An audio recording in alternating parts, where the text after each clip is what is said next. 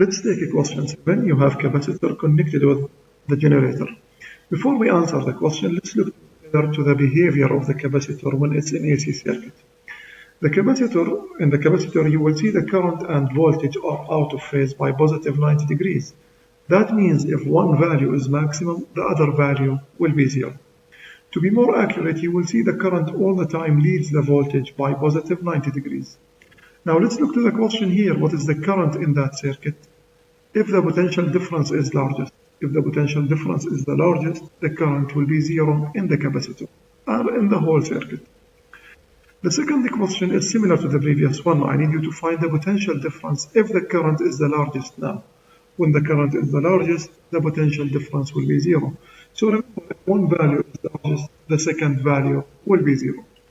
Now let's take the opposite of this question. Let's consider one value is 0. What about the other value? Now the other value could be positive maximum or negative maximum. So we have two answers here instead of one answer. Question 9, you have AC circuit. It contains a capacitor. Now we need to describe the effect on the capacitive reactance if I double or I halve the frequency. Okay, now to obtain the answer, I need to depend on two laws. The change in the frequency, if what happens to the value of omega. And after that, I need to know what happens to the value of xc. These two relationships, I need them to do the comparison. Now, what will happen if you double the frequency?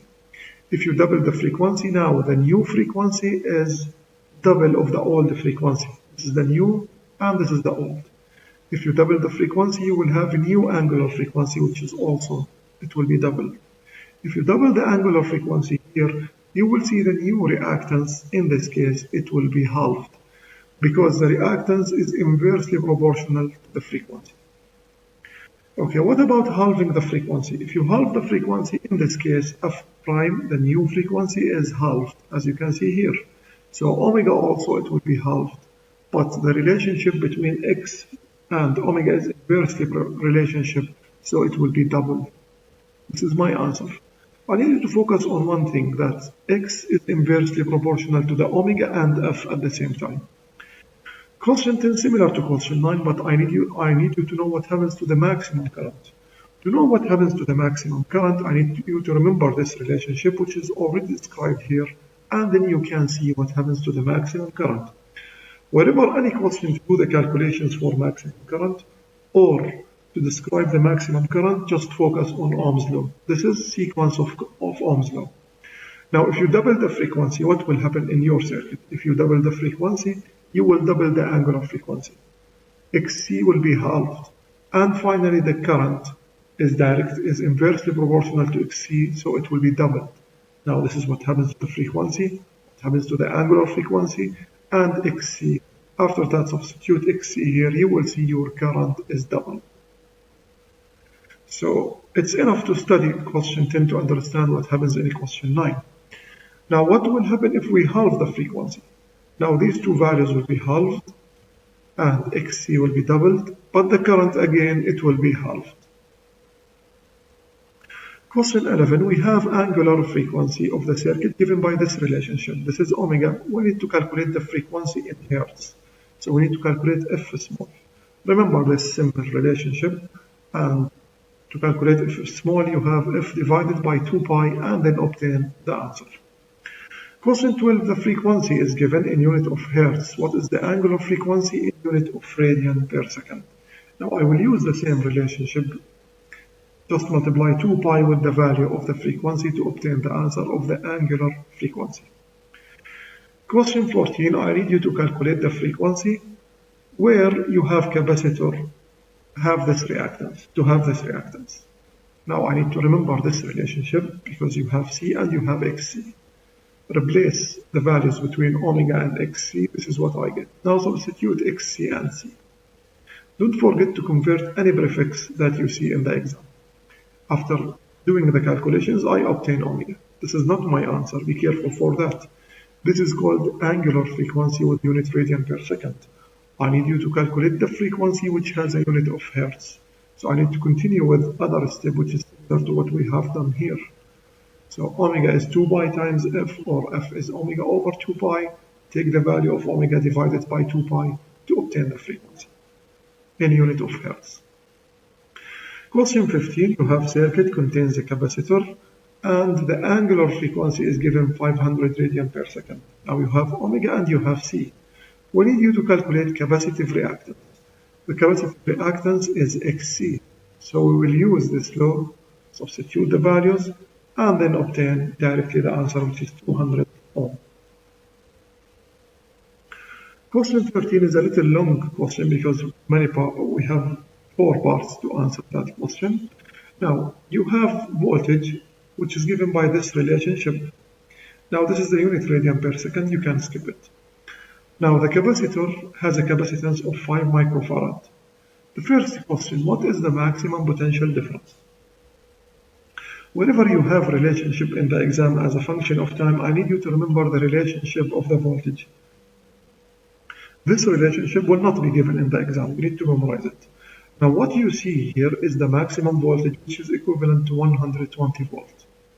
Part B, we need you to find the angular frequency, which is omega. If I return to my relationship, this is the value of omega, which is corresponding to the value 377. So the first parts without any calculation, I just depend on this relationship.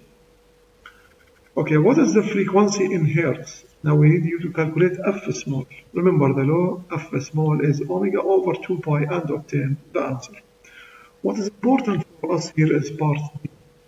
I need you to focus on this problem. Now I ask you to calculate the current at specific time, which is 1 second. I need you to remember, if I ask you the maximum current, you can go for Ohm's law and obtain the answer.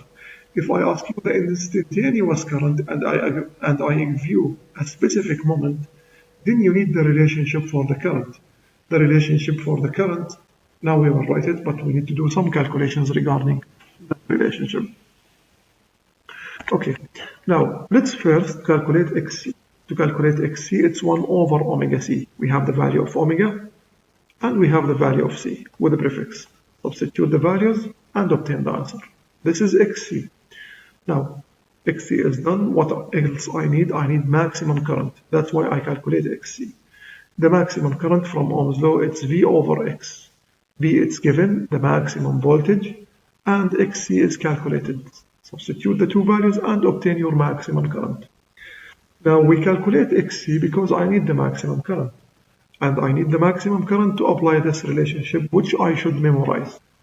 The current in the capacitor in AC circuit is the maximum current omega t plus pi over 2. Now omega is given, IC it's calculated here. Substitute all the values. So here I will substitute my values, maximum current, omega 377, time to be 1 second, I substitute it here, pi over 2, don't forget it. And because I have omega, your calculator should be in radian. If your calculator not in radian, your answer will not be correct. After doing the calculations, I obtain this answer. When you round your answer, you will obtain 0.226 ampere. Remember, your values can be between the positive and negative maximum values. This is the maximum current. Any answer here between positive and negative 0.226 ampere, it's acceptable. Even 0 is acceptable answer. Now let's take a question 16. You have inductor with L equal to 5 millihenry. It's connected to the power source. The peak value, which is the maximum value of the voltage, is 10 volt. Consider the frequency is 100 Hz.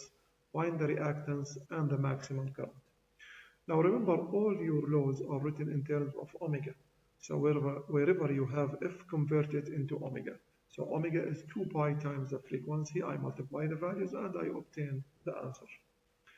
Okay, after that, I need to calculate the reactance, which is XL. XL is omega L. Multiply the two values of omega and L and obtain the answer for XL. Once XL is ready, you can calculate the maximum current. Always the maximum current and maximum voltage. First, think about Ohm's law to obtain their values. Let's say 90% of the questions about the maximum values, maximum current and maximum voltage, are solved depending on Ohm's law. So here I write Ohm's law, V equal to Ix. Now I is over L, substitute both values and obtain your answer. Question 17, again we have inductor with generator. Now the frequency is given 200 pi radian per second. I know it's here frequency, but the unit here is for angular frequency. So this value here will be considered as omega. So omega is 200 pi. Don't forget the value of pi. The maximum current is given. I need you to calculate the maximum voltage. Now first the frequency is ready. No need to calculate it. After that I need to calculate XL because it's not available here. So XL is omega L, multiply the values. Don't forget the value of pi here. After that we will apply Ohm's law. Any maximum value we think about Ohm's law to obtain it. So depending on Ohm's law, I will multiply the current with inductance, then I obtain the answer, which is almost 10 volt. Question 18, you have circuit, generator, and inductor. They are connected together. We need to write description to know what happens to the inductive reactance. After that, what happens to the maximum current. Now remember the laws. I need to change the value of the frequency. If you change the frequency, omega will be affected, and then XL will be affected depending on this relationship. Now if you double the frequency now is doubled, as you can see. The angular frequency also is doubled. They are directly proportional. And XL also will be doubled because it's also directly proportional to them. So either in the answer I will write it's doubled or I will write 2x. Both answers could be seen in multiple choice questions. Now what happens after halving the value of the frequency? If you halve the value of the frequency, I will divide it by 2, so the three quantities will be halved, as you can see. What happens to the maximum current? Regarding to the maximum current, I need to know what happens to the frequency and reactance at the same time. The reactance and the value of the current. Okay, if you double the frequency, double omega. If you double F, omega will be doubled, XL will be doubled, double XL here, so the current will be halved. Always the current is inversely proportional to the reactance and resistance. Halving the frequency, 1, 2, 3 values will be halved, but the current in this case, it will be doubled.